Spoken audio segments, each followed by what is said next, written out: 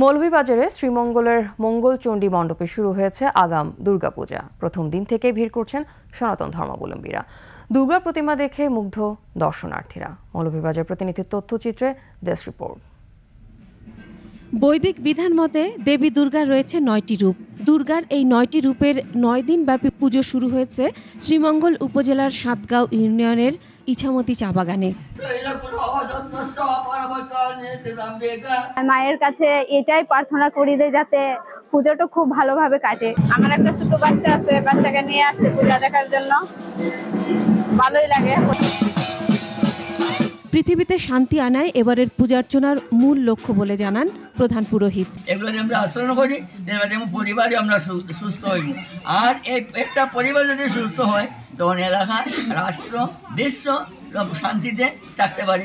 আয়োজকরা জানান 14 বছর ধরে চলছে এই পূজা। ভক্তবৃন্দ এসে থাকেন, লক্ষ লক্ষ ভক্তবৃন্দের সমাগম হয় 9 দিন ব্যাপী, এবং এই একমাত্র এই পূজা সারা বাংলাদেশে আমাদের এই ইছামতি চা বাগানের মঙ্গলচণ্ডী সেবাশ্রমে হয়ে থাকে। উৎসবকে ঘিরে নেওয়া হয়েছে নিরাপত্তা ব্যবস্থা, জানান জেলা প্রশাসক। একমাত্র ওয়ালটন এসি দিচ্ছে 1 বছরের রিপ্লেসমেন্ট গ্যারান্টি। আমাদের এখানে পূজা উদযাপন কমিটির নেতৃবৃন্দ আছেন, আমি অনুরোধ করব জেলা প্রশাসনের পক্ষ থেকে যে আপনারা প্রত্যেকটা যদি আপনারা সিসি ক্যামেরা বা আইপি ক্যামেরা যদি স্থাপন করতে পারেন তাহলে আমাদের জন্য খুবই ভালো হয়। Masum আলিসা, desk report, 21 television.